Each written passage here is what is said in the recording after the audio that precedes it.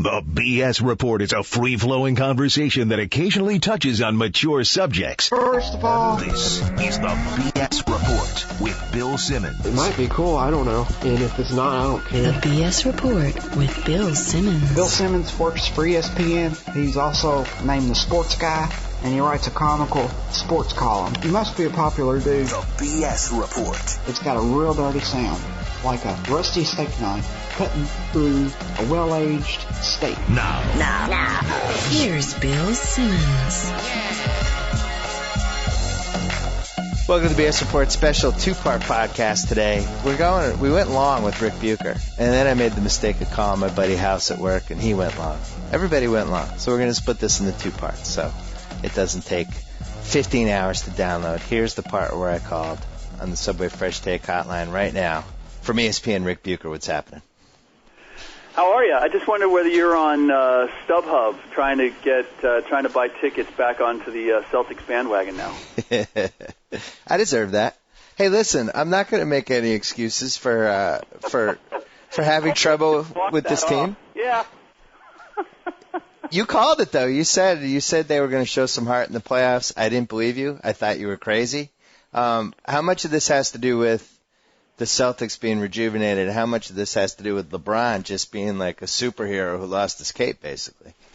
It's a combination. I had the benefit of being around the Celtics at the end of the season, and I knew that the rotation that they were using and that they were sort of locked into, hey, look, we'll have home court advantage in the first round, and that's about it. We're not in danger of losing that. But beyond that, we're not going to kill ourselves right now because whatever we got left, we want to use for the postseason. So I knew that they'd be better in the postseason than they showed us in the regular season. The performance in Game 2 aside, I don't know that you can expect to get. You might get one more from Rasheed Wallace like that this series. I wouldn't expect more than that, and he still only had 2 rebounds. So that was a big factor in that this was somewhat of a blowout. I don't know that you'll see another one of those, but certainly the other element here is that one, that LeBron was receiving his second MVP, and I've never seen a guy play well after he receives that. But there's also it's almost like confirmation. We've already anointed you. What does he have to prove? I mean, really, when he goes out, is anybody saying, look, if he doesn't, I even heard it already after this game. It was immediately, wow, is LeBron going to leave if he doesn't win a championship? I'm like, well, wait. Why is that the question? Shouldn't the question be, have we jumped the gun? Is LeBron really a championship winning player or multiple winning player? That to me is the question based on what we've seen, not where's the supporting cast. All good points, and I'd throw in this, and he said it himself. He's never had to play really with any kind of injury before now. And, he's pretty candid about it. Like, it's just weird for me. And you think about it, this guy's been this indestructible machine for his entire career, and guys bounce off him. He's always healthy. And I think playing when you're injured is a skill. And it's something that Kevin Garnett really couldn't do. It's something that Tim Duncan has always been able to do. It's something that Kobe has done, I think, as well as just about anybody. Larry Bird. It depends on the person. And in this case, if he is telling us that I can only play at that level when I'm 100% healthy, I think that's a problem. Don't you agree? Yep. No. Vince Carter's in that camp. There's a number of guys who are great athletes, but they have to feel 100% for them to perform at the level that we expect. And it is a mindset, but to me it's a reflection of a deeper mindset, which is we've had this conversation about Kobe, and I believe Jordan disguised it better. But there are certain guys. I've always believed that to be the leader of a championship team, you have to be a little bit psychotic. and you have to not care what people think about you, and that includes your teammates. That if you need to, like, being beloved in the locker room, it sounds good. It makes good for the sepia-toned movie, but at the end of the day, the ability to put the fear of God in your teammates, that if they don't do what you need them to do to help you win a championship, that they don't want to come to work the next day. I believe there has to be some of that. It's playing out of pure love. Look, I guarantee you Larry Bird had that. I guarantee you guys on those Celtics teams did not want to disappoint him, not because just they loved him, but because they feared him. Yep. I don't that's why, to me, LeBron is much more Magic than he'll ever be Jordan, in that he's a playmaker and he loves to make his teammates feel good. But I still feel like he needs to have that ramrod guy next to him. That there's just a cutthroat element missing. And I made the comparison the other day of LeBron and Dirk, and certainly LeBron's a more accomplished player and a better player, and for all the accolades that we've given him, they're by and large deserved. We've never seen anything like him.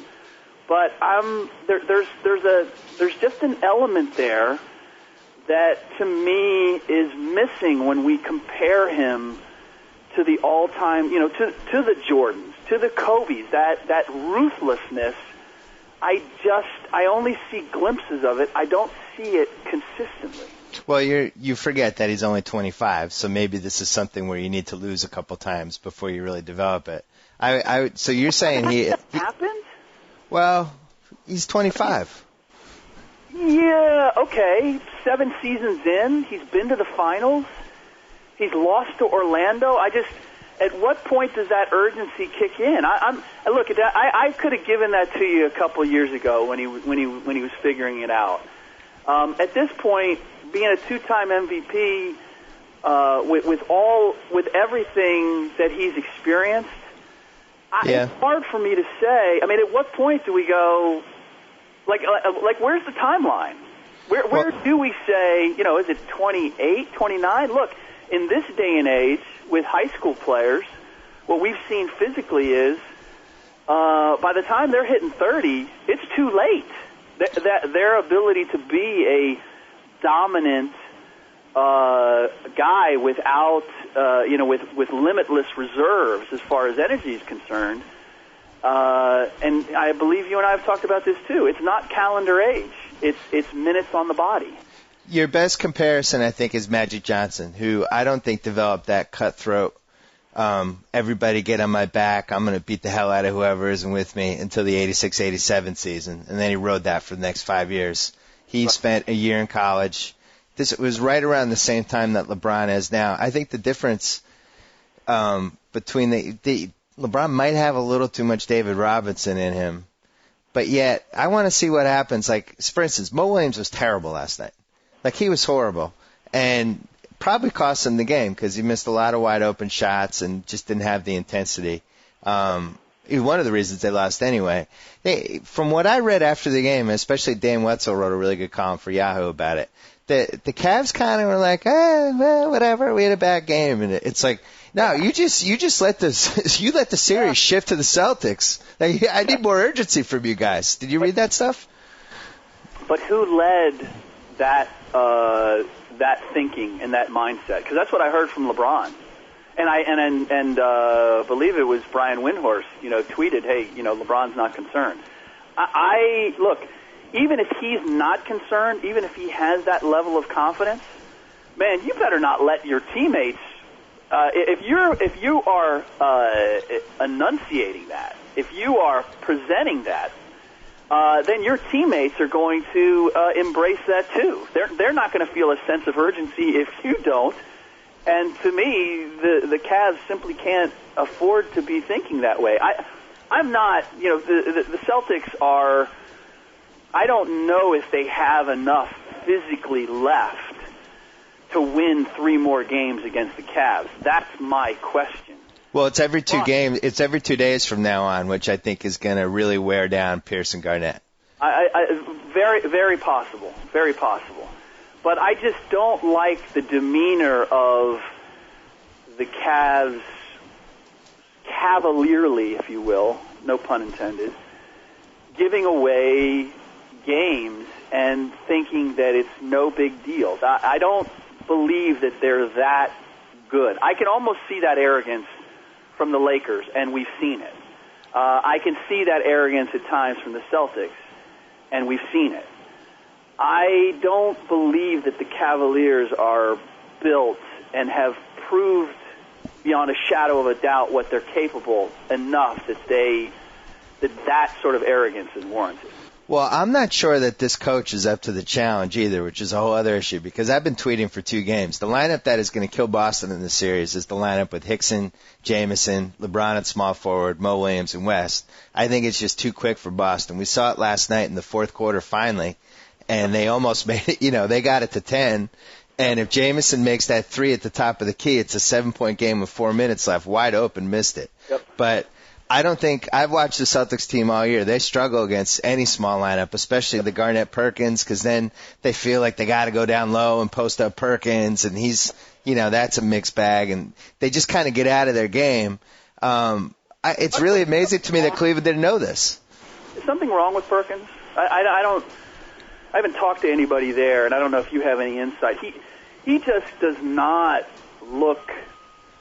He doesn't look right to me. He looks tentative physically in a way that I never remember seeing him before. And it hasn't really hurt because Shaq is just having a nightmare. But I kind of expect Perk to almost dominate that matchup, and he looks hesitant to me. Well, I think the problem is, I don't know about his shoulder because he's had problems with his shoulder for a couple of years. I'm not sure if that's bothering him or not, but he kind of peaked right before the trade deadline. Was playing really well. Trade deadline passed, and he went into a funk.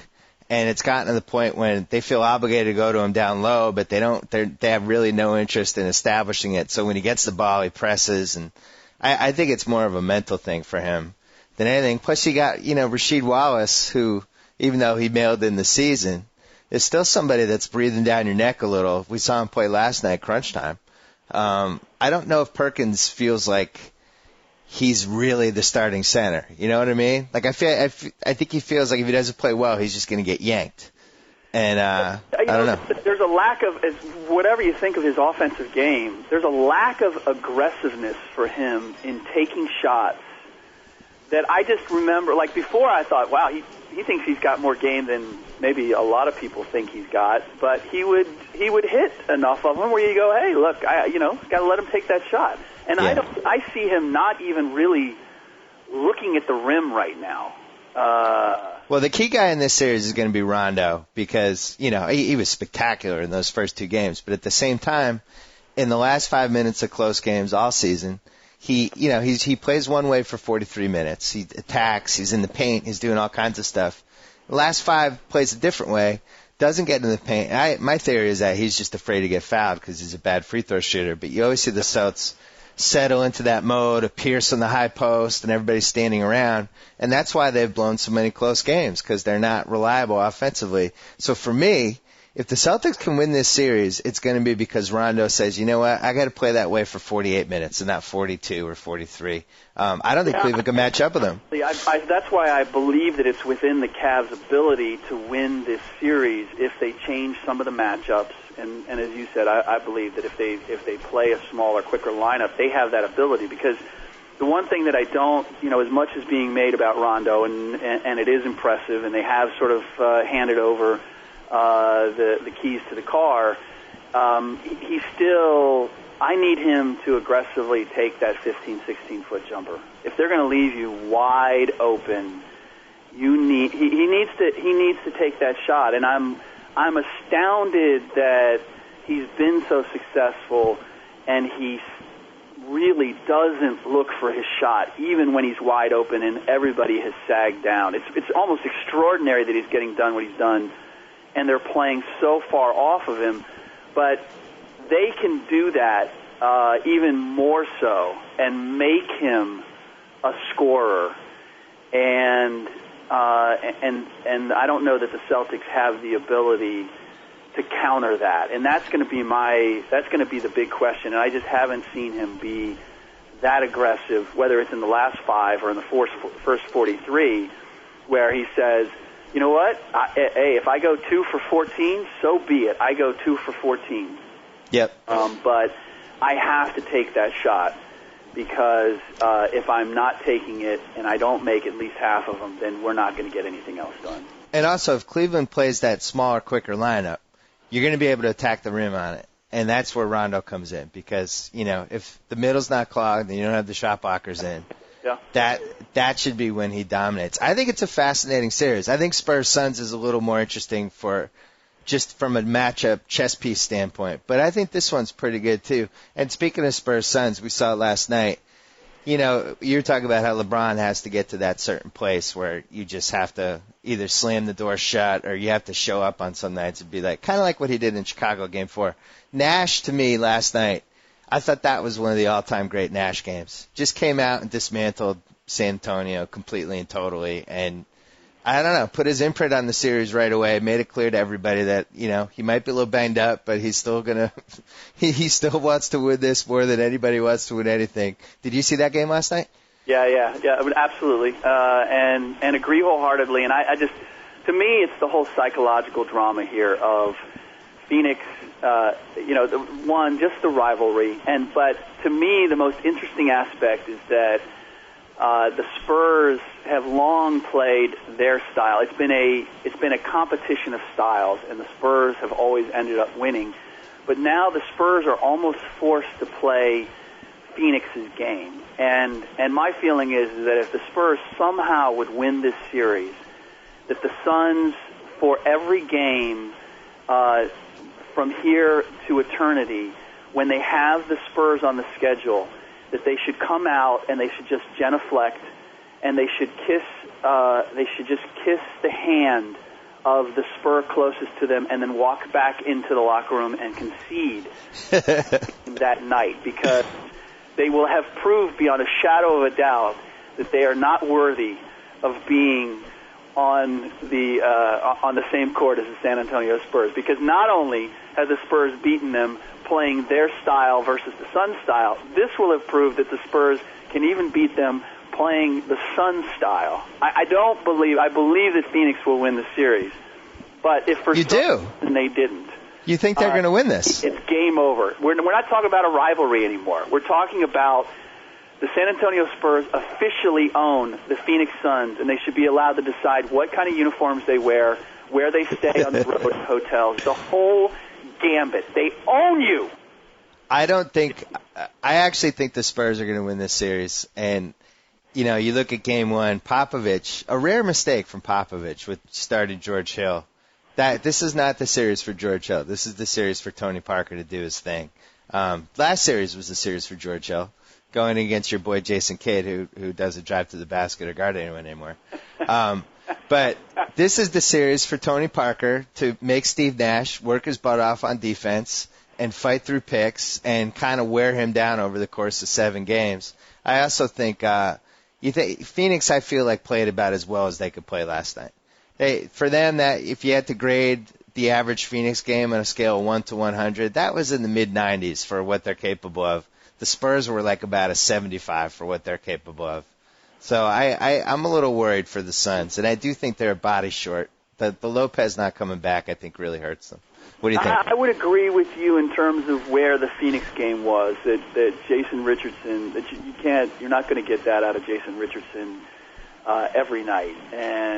But the flip side of it is that when you start Tony Parker, that's always cramped what Manu Ginobili does, and it really weakens what they have scoring coming off the bench. And much like we talked about the Celtics and how will they be able to perform playing every other night, I'm not convinced that I believe that San Antonio is in the same boat. I just don't know that as much as I like Tim Duncan, and as much as I'm in the middle of a debate with Chris Broussard on who's the best big man left in the playoffs right now, and I would say Tim Duncan is over Pau Gasol, and that Dwight Howard's not even in the conversation right now. It's 3 MVP votes for Dwight Howard. What's that? 3 MVP votes for Dwight Howard, first place. Yeah, and you know what? And only 3 people even had Darren Williams on their ballot, which I know. is just extraordinary to me. And I was I feel like a fish out of water. I had him third on my ballot, which was he had me and 2 guys put him 5th, which I don't get that. I don't get that when I look at all the other guys that received votes. It baffles me. But that said, I just, the little hyperextension in the knee last night, Tim's going to have at least 1, if not 2 games where, he's given you everything he's got. I just love his demeanor. I love what he means in the locker room. I love how he's, we hear Pau Gasol complaining about touches. We hear Dwight Howard complaining about touches. We've never heard Tim Duncan complain about touches, and if there's any guy that has the right, it would be him, way ahead of the other 2 guys. All that said, I'm watching him guard Amari Stoudemire one-on-one, and they start Amari at the elbow. Tim just can't stay with him, and I don't know that that's going to change dramatically as this series goes forward. Well, hold on though. 5 years ago, he couldn't stay with him either. I think it's just a bad matchup for him. Well, agreed. Oh, wait a minute. What? 2005, which spread. No. But that was a totally different thing. 2005, they intentionally switched on the pick and roll every time. If you go back and watch that series, Tony Parker half the time was on Amari Stoudemire in the post. And the idea was, we don't want you guys going up and down. So as soon as you see a switch and you see Tony Parker guarding Amari Stoudemire in the post, Steve Nash would back it out, and they would space, and they would have the post up. And then San Antonio would sometimes, they would have to double. But the whole idea was, we don't want you guys playing fast. We'll have you play slow. Amari will get his points, but it's going to change the way you guys play. That, to me, was the great misnomer, and people looking at Amari averaging almost 40 points that was by design for San Antonio. I don't totally buy that. Is not by design. I don't totally buy the by design. You don't give anybody 40 points by design. Yes, you give Dwayne Wade the same thing in Miami. Well, did the Celtics? You're talking about the last series? Yes. The Celtics, I felt like were designed to try to stop Dwayne from getting within 25 feet of the basket. Throw it. They were kind of swarming him every time he went around a screen. I didn't see them loading up on the strong side the way they've done with Kobe Bryant, or even the way we've seen them do with LeBron. I didn't see them doing the same thing with Wade. It was kind of, if he was hot. They would wait until the end of the game to do that. Yeah, if he was hot, they would do it. I guess we're both right. Hey, you've been doing a bunch of these games as a sideline guy. Mm-hmm. So you get to listen in on the huddles and stuff. Mm-hmm. Give me 3 fascinating things that you either learned, witnessed, overheard, whatever, during round 1 and the first part of this round. Probably the first one is Josh Smith and Joe Johnson basically shining on Mike Woodson at the end of a game, in under duress at the end of a game, where Woodson got on them a little bit, and they both were just shut up. I mean, in so many words, just shut up. We're not. I mean, it just brought home the tremendous lack of respect that the Hawks have for Woodson, and why I think that if Larry Brown had any chance of taking over control of the Sixers, the rumor that he would hire Mike as his head coach probably killed that, like right out of the gate. If that was ever going to was ever going to happen. Right. Well, I would also say that Buck series going to 7 games is one of the worst coaching performances we've seen in a while. He had 6 of the best 8 players in the series and the 3 best. Yeah, and that goes 7. It demonstrated that they have not grown at all since last year. I felt the same with Miami, that series had no business going as long as it did, and to me, it shows that the Hawks really have not evolved a whole lot since last year. Give us tidbit 2. What's that? Tidbit number 2. Tidbit number 2. You know what? Tidbit number 2 actually was, I don't know if people could tell, but Scotty Brooks, when we did our in-between quarter interview, was as nervous as any coach I've done it with. What game are you talking? Like how out of his element that because they don't do any national games. It was like a brand new thing for him, and how like there's a lot of things that he does that are beyond what you would expect from a guy with his experience. But that was I was like, oh yeah, he hasn't done this very long, and he hasn't done much of this. It was just to see the little quiver, the nervous quiver in his lip when I asked him the first question. I was like, wow, this is amazing. What game was that? That was Game 3 in Oklahoma City. Gotcha. When they killed the Lakers. Yeah. Blasted them out of the water. And then I would say the other one was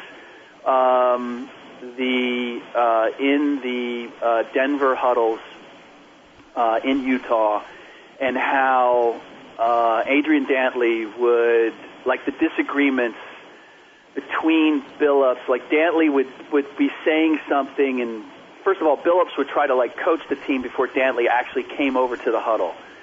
And then Dantley would say something, and Billups would begin to try to correct him, and then he just would kind of okay, whatever. Right. Say whatever you got to say. And then the other part was the assistant coaches. I mean, there was absolutely no seemingly organization. You had 3 different coaches heatedly talking to various players, and Dantley was never one of them. And then the total checkout by J.R. Smith, who spent more of his time sitting at the far end of the bench. He looked like somebody who was battling inner demons and was not fully there and fully engaged. It was really bizarre. Wow. So when you look at what happened with Denver, it's absolutely no surprise. It's more of a surprise that they lasted as long as they did. The most fascinating subplot out of that Denver-Utah game was, for the first time, I really feel like Carmelo is going to leave next summer. And I know it's fashionable to say Superstar X is going to go, but I mean, look at the summer of 2011. He is the only marquee guy that's going to be available that summer, and you have a couple teams that are now shifting their attention, like, screw it, we can't do it in 2010. What about 11? And if I'm him, and I've been playing for that dysfunctional team for the last 6-7 years, I'm thinking about flying the coop. Flying the coop. Whatever.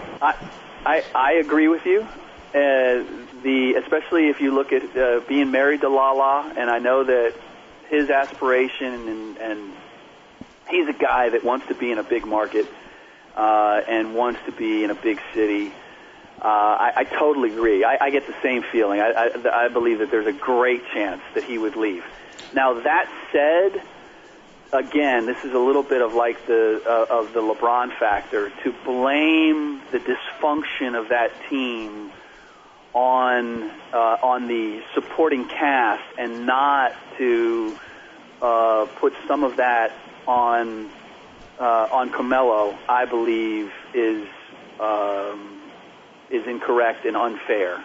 I agree with you because he had a really bad game 6, and if he had played a good game in that game with what Joey Graham randomly gave them, Carmelo I think finished 6 for 22. If he had been good in that game, I'm not even saying great, but good, that series goes back to Denver. And back to your big market point, if I'm running the Clippers right now, and Lord knows I have no chance, and I'm sure they're going to hire somebody terrible, and I wouldn't want the job anyway. I wouldn't want to work for Sterling. But they have this delusional idea that they have a chance to get LeBron this summer, and there's a 0% chance. They're not getting LeBron. What they should be doing is trying to clear cap space for 11 to get Carmelo, who I think they would really have a legitimate chance of getting.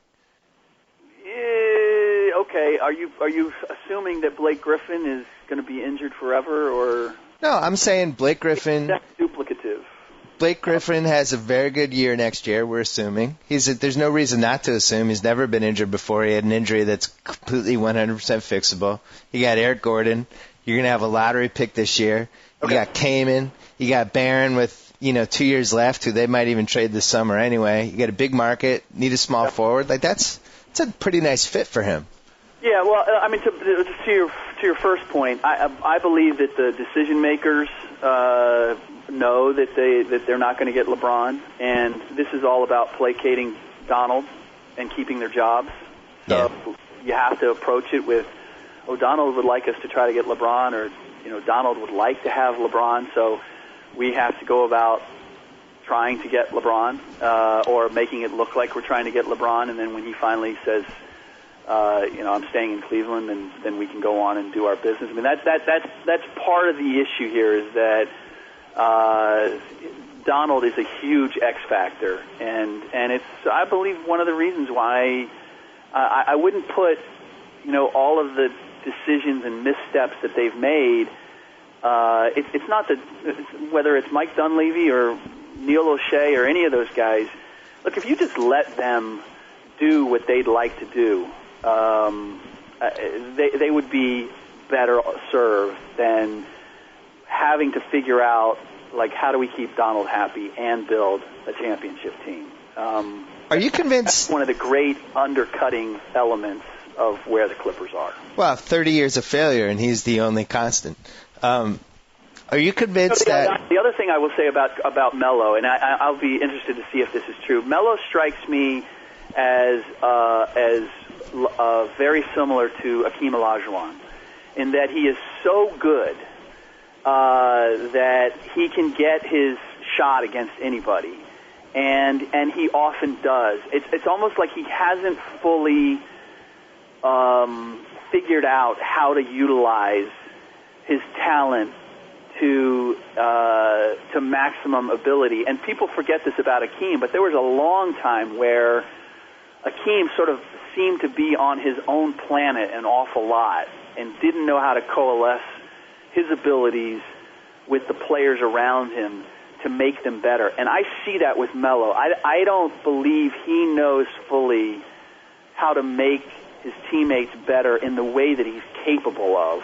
And who knows, maybe he doesn't make the jump that Akeem does, but he's not a bad guy. I think he is driven.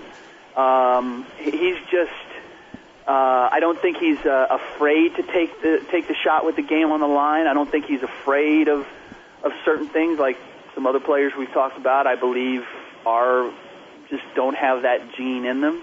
And he's also played a lot better, in the bigger, the Dream Team kind of stuff. He always rises to the occasion in All-Star games, and whenever he's playing with guys of comparable talent, he always stands out, I feel like. Yes. So I believe, I don't believe that, well, I believe that he is part of the reason why Denver has not evolved. And I had, one guy on their team tell me, because I asked him, I said, can Melo be a championship guy? And he said, yeah, but you can't have 3 or 4. You can have Melo, who's a little bit of a knucklehead, but you can't have 3 or 4. Yeah. It's almost like he has to be your Allen Iverson, where everybody else is dialed in, and everybody else is the consummate professional. You can't have, 3, 4 knuckleheads Maybe I think the player said you can have 1.5 and maybe get it done. But that's the old Steve Kerr theory. Can have one, but you can't have two. Yeah. And then if you have two, they might hang out. And then if there's three, they might all hang out together. It's bad. Yeah. I see. Here's the X factor with Carmelo, and I hate bringing college into pro for the most part, but you can't look past the part where he led Syracuse to the title as a freshman and all the stuff he did in that tournament and just rising to the occasion, and that tells me that he can do it.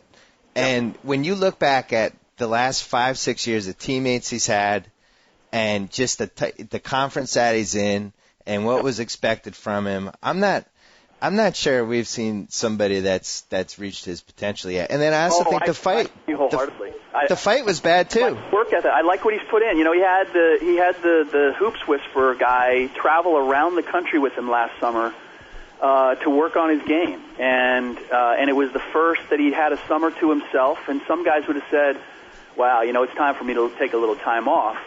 Melo went to the woodshed and worked on his game, and there's a lot I like about Carmelo Anthony. I'm certainly not ready to dismiss him as being capable of winning a championship.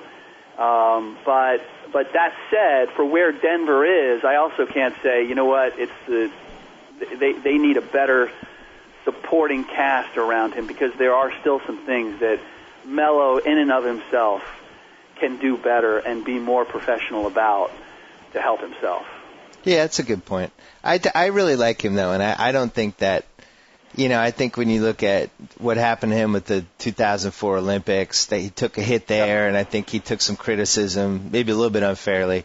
And then the fight at Madison Square Garden, which he rightfully took some criticism for, but I think he's taken some hits that maybe didn't allow him to blossom like some of these other guys have. And he's been on a crappy team for the most part. He's had to carry teams that really aren't that good. I'm really interested to see, him and Dwayne Wade are the two guys that I want to know what their careers are like if they have good teammates. Yeah. And I hope we find out. I really do. I just think it's unfair that these guys are just saddled with crap supporting casts. More so for Melo, because obviously Dwayne has a ring, and we've seen him on the big stage. I want to see Melo on the big stage, and whether he's capable of doing what he's given us an indication he's capable of doing. But again, going back to your thing about him going to the Clippers, just the kind of guy. I mean, he's also the kind of guy where, I'd be a little nervous about having him in New York or L.A. for the reasons that he's gotten into trouble. He's not Zach Randolph, but he's got a little Zach Randolph in him. Yeah. Where he likes the nightlife. He likes to be out there, and I would be a little nervous with the Clippers, because here's the other thing. Are the Clippers going to build the incubator that we're talking about? Are they going to get a host of Chauncey Billups type guys who will create a cocoon that keeps Melo on the straight and narrow so that you get the best out of him? I don't know that the Clippers have ever thought that way. And maybe Chicago. So what's that? Maybe Chicago. Yeah, well, that place is a mess too. It's true. Talk about who's going to replace Vinny Del Negro. I got to be honest, and I've always liked John Paxson. I don't know Gar Forman, but when you throw punches at your coach, it's over. You can't, and the players say, you know what, we like Vinny. We'd be happy to have him back, and I believe that was sincere. Because most guys in that situation say, well, you know what, that's not really up to us. That's the front office decision. I mean, guys came out in defense of Vinny. That I don't know that you can bring that front office back. I don't think you should. I believe that it can't just be Vinny going. I think they need to clean house and start over and find the right combination to take full advantage of Derrick Rose. Because Derrick Rose, to me, is the real deal, and there's been no demonstration that they have a front office that is equal to what Derrick Rose is as a player on the floor. And I'd throw in Joakim Noah too, who I think could be the third best guy on a title team. Yep. I'm a big Noah fan. I've been pushing the magazine. I pushed the magazine last summer already to do a piece on Joakim Noah. Hopefully, we're going to do it. We're going to do it this summer. And on that note, if you want to continue listening to Ric Bucher and hear the part where I called my buddy House, check for part 2 of the BS Report. So I get to sign off. Whoa!